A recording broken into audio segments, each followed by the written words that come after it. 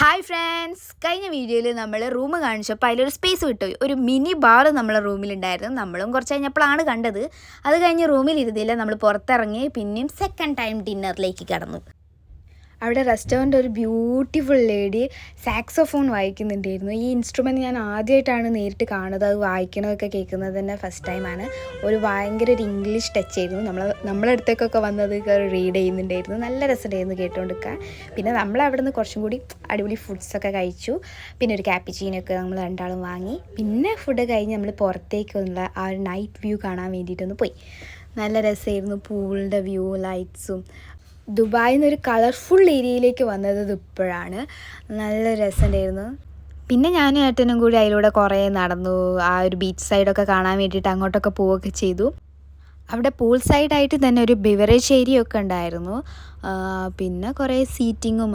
ഈ ഒരു ടൈമിന് അധികം ആൾക്കാരൊന്നും പുറത്തൊന്നും കണ്ടില്ല, കുറച്ച് പേരൊക്കെ ഉണ്ടായിരുന്നുള്ളൂ. അതുപോലെ നല്ല കൂൾ ക്ലൈമറ്റ് ആയിരുന്നു ഉണ്ടായിരുന്നത്. ഒരു ചെറിയ കാറ്റൊക്കെ ആയിട്ട് നല്ല രസമുണ്ടായിരുന്നു. ഇനി ഞാൻ ഏട്ടനും കുറേ നടക്കുകയൊക്കെ ചെയ്ത് കുറേ ലേറ്റായിട്ടാണ് നമ്മൾ റൂമിലേക്ക് പോയത്. അതുവരെ നമ്മൾ പുറത്ത് തന്നെയായിരുന്നു ഉണ്ടായിരുന്നത്. അങ്ങനെ ഞങ്ങൾ കിടന്നുറങ്ങി. രാവിലെ നേരത്തെ എണീറ്റാതെ തന്നെ നമ്മൾ പോയത് ആ ബീച്ചൊന്ന് എക്സ്പ്ലോർ ചെയ്യാൻ വേണ്ടിയിട്ടാണ്. എന്താ രസം, ആ ബ്ലൂ വാട്ടറൊക്കെ ആയിട്ട് അടിപൊളിയായിരുന്നു. വെള്ളത്തിൽ ഞങ്ങൾ കളിച്ച് കുളിച്ച് ദെൻ ബ്രേക്ക്ഫാസ്റ്റ് ടൈം, അതും അടിപൊളിയാക്കി. പിന്നെ വോക്കോ മൊനാക്കോ റിസോർട്ടിൻ്റെ ഒരു സ്പെഷ്യാലിറ്റിയാണ് അവിടുത്തെ റെയിൻ. ആർട്ടിഫിഷ്യലി നമ്മൾ ഉണ്ടാക്കുന്ന റെയിൻ, ആ ഒരു മഴ, ആ ഒരു അടിപൊളി സെറ്റപ്പ്, ആ സൗണ്ട് എല്ലാം നല്ല രസമാണ്. ആ ഒരു വൈബിൽ ഫുഡ് കഴിക്കുന്ന ഒരു ആംബിയൻസൊക്കെ അവർ ക്രിയേറ്റ് ചെയ്തിട്ടുണ്ടായിരുന്നു.